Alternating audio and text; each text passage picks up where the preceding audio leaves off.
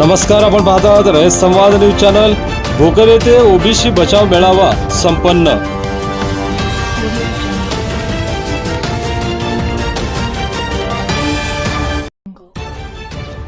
भोकर येथे ओबीसी बचाव मेळावा कृषी उत्पन्न बाजार समिती सेडमध्ये पार पडला। या मेळाव्यास ओबीसी आरक्षण बचाव आंदोलनाचे प्रमुख प्राध्यापक लक्ष्मण हाके यांची प्रमुख उपस्थिती होती। भोकर शहरात ओबीसी बचाव मेळाव्यानिमित्त भव्य रॅली काढण्यात आली। सभेपूर्वी वीर वस्ताद लहुजी चौक येथे प्राध्यापक लक्ष्मण हाके व नवनाथ वाघमारे यांचे जेसीबीने पुष्पवृष्टी करून जंगी स्वागत करण्यात आले। त्यानंतर बस स्थानक, छत्रपती शिवाजी महाराज चौक, डॉक्टर बाबासाहेब आंबेडकर चौक मार्गे सभास्थळापर्यंत भव्य मिरवणूक काढण्यात आली। या रॅलीत आदिवासी नृत्य, वासुदेव गोंधळी भजनी मंडळ, बँड पथक बरोबर हजारो ओबीसी समाजबांधव रॅलीत सहभागी झाले होते। यावेळी मंचावर नामदेव आयलवाड, गोविंद बाबा गौड, नागनाथ घिसेवाड, माधव अमृतवाड, ॲडव्होकेट शेखर कुंटे, परमेश्वर पांचाळ, दत्ता पांचाळ, सुरेश बिल्लेवाड, पत्रकार BR पांचाळ आदींसह अनेक जण उपस्थित होते। रयत संवादसाठी हमीद खान पठाण, भोकर, नांदेड।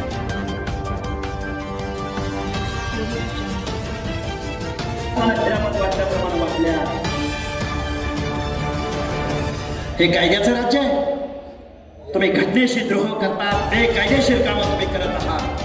म्हणून आम्ही आरक्षणाच्या बचावासाठी उपोषणाला बसलो। महाराष्ट्राने आम्हाला पाठिंबा दिला। तुमच्या हिताची, हक्काची, अधिकाराची लढाई आम्हाला लढायची असेल तर भोकरमध्ये सगळ्या जनतेला माझं सांगणं आहे, भावांनो, तुमच्या आमच्या जत्रा कितीच्या भरतात? लाखाच्या भरतात, लाखाच्या। माळेगावची जत्रा कितीची भरते? कितीची भरते? तो आमचा खंडोबा, घोड्यावर तलवार घेऊन बसलेला खंडोबा, कुणाचं कुलदैवत असावा? भटक्यांचा कुलदैवत, माळ्याचा कुलदैवत, धनगराचा कुलदैवत। एक जात अशी नाही महाराष्ट्रामध्ये की ज्याचं कुलदैवत किंवा ज्याचं आराध्य दैवत खंडोबा नाही। ज्याच्या कपाळावरती कपाळ भरून मांडणार आहे। काय म्हणतोय मी? हा महाराष्ट्र आहे, हा खरा महाराष्ट्र आहे। तुमच्या 17 लाखाच्या भरतात, पण येऊ घातलेल्या कालावधीमध्ये जर आपल्याला मुंबईला जायची वेळ आली, मुंबईला आझाद मैदान या पिवळ्या वादळानं भरायचं असेल तर एक दिवस तुम्हाला मुंबईला यावं लागेल। आणि इकडची माणसं तर घेऊन जायचीच आहेत, पण मुंबईमध्ये पाहुण्या रावळ्यांना सांगावा द्यावा लागेल। आम्ही मुंबईला येतोय, आपल्या हक्काने, अधिकारासाठी येतोय, तुमच्या आमच्या अस्तित्वासाठी येतोय। आता काही माणसं म्हणतात, सर माझं घर झालंय, सर मी प्राध्यापक झालोय, मी शिक्षक झालोय, मला बायको पण शिक्षकाची मिळाली, पोरग इंजिनियर झालंय। बाबा झालं ना, पण तू ज्या ज्ञाती समाज बांधवामधून पुढे आलास त्या समाजाबद्दल तुझं कर्तव्य आहे, थोडं तरी बोललं पाहिजे। तुला बोलता येत नसेल तर पडद्या मारणं त्याला मदत केली पाहिजे। मदत करता येत नसेल, एखादं पोरग उपोषणाला बसत असेल, एखादं पोरग फुले शाहू आंबेडकरांच्या तत्वांची भाषा बोलत असेल तर त्याला पाठिंबा कुणी द्यायचा? नाहीतर मी अमक्याच्या संस्थेत आहे, आम्ही तमक्याच्या कारखान्यावर आहे, माझा ऊसच नेला नाही, रडायचं नाही, हिमतीनं जिद्दीनं उभं राहायचं, जातीची युती करायची आणि राजकारणाची, समाजकारणाची शेती करायची। लढाई जातीची नाही लढायची, एका वर्गाची नाही लढायची, लढाई प्रवर्गाची लढायची, तरच तुमचा आमचा निभाव टिकल। नाहीतर ही माणसं आहेत ना, तुम्ही कितीदाही मोर्चा काढा, तुम्हाला घाबरणार नाही। तुम्ही उपोषण करून वरती गेलात तरी तुमची दखल घेणार नाही। यांना एकच भाषा कळते, मतपेटीची। आणि आता काटाकुराडीत घ्यायची गरज नाही, आता काय घ्यायचंय? फक्त बटन दाबायचं, बटन तिथं जायचं, माझा माणूस कोण आहे तिथलं बटन दाबायचं। बाबासाहेबांना अधिकार दिलाय, तुम्हाला राज्यकर्ते जमात व्हा म्हणून सांगितलंय। अरे तुम्ही माणसं, तुमचा वारसा काय? तुमचा वारसा काय? संत सेवालाल. तुमचा वारसा काय? मानवतेचं सुक्त रचणारा संत गाडगे बाबा. तुमचा वारसा काय? काय वारसा तुमचा?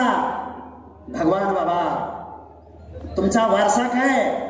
मातोश्री अहिल्यादेवी होळकर. लोकशाहीचं पहिलं तत्व देणारा महात्मा बसवेश्वर. अनुभव मंडपच्या माध्यमातून प्रत्येक जातीला प्राधान्य देणारा महात्मा बसवेश्वर. या जरांगेने कधी आपल्या महामानवाचं नाव घेतलंय का? कुणी फळी पाडली महाराष्ट्रामध्ये? आम्ही पाडली? अरे जरांगे, तुम्ही मोर्चे काढले महाराष्ट्रामध्ये आमच्या दलित बांधवांच्या हक्क आणि अधिकाराचं संरक्षण करणारा अॅट्रॉसिटी कायदा. हजारो वर्ष इथल्या व्यवस्थेमध्ये ज्या माणसांना माणूस म्हणून नाकारलं, ज्यांच्यावर अन्याय अत्याचार केला, जनावरांप्रमाणे ज्यांना वागवलं, त्यांच्या हिताचं संरक्षण करणारा अॅट्रॉसिटी कायदा. तुम्ही मागणी काय केली 56 मोर्चामध्ये? अॅट्रॉसिटी कायदा रद्द झाला पाहिजे. आता पुढचा आहे का? अॅट्रॉसिटी कायदा रद्द झाला पाहिजे म्हणून इथं बसलेल्या माझ्या ओबीसीतल्या कुठल्याही नेत्यानं कधी मागणी केली का? ओबीसीच्या कुठल्या चळवळीने कधी मागणी केली का की अॅट्रॉसिटी कायदा रद्द झाला पाहिजे? अजिबात नाही. दलित बांधवांना माझं सांगणं आहे, आरक्षणाचा उद्गाता महामानव डॉक्टर बाबासाहेब आहेत. तुम्हाला या आरक्षणाच्या हक्कासाठी तुम्हाला सुद्धा आमच्या खांद्याला खांदा लावून पुढे यावं लागेल. आमचा मुस्लिम बांधव आहे, गावगाड्यामध्ये ओबीसी मध्ये बहुसंख्येने मुस्लिम आहे. त्यांनी तांबोळी, बागवान, कासार. तुम्ही गावगाड्यातली माणसं आहात ना? 2 मिनिटं. तुम्ही गावगाड्यातली माणसं आहात ना? कासाराचं काम कोण करतं गावात आपल्या? कोण करतं कासाराचं काम? बांगड्या भरायचं कोण करतं? आपल्या माता बहिणी त्याच्या हातामध्ये हात देतात की नाही देतात? त्या हातामध्ये बांगड्या भरण्याचं काम कोण करतो? त्या कासाराने कधी तुमच्या माता भगिनीकडे वेळी वाकडी नजर करून कधी बघितलं का? बघितलं का कधी? हे का बोलतोय तुमच्यासाठी की तुम्ही आम्ही ओबीसी म्हणून एक आलं पाहिजे.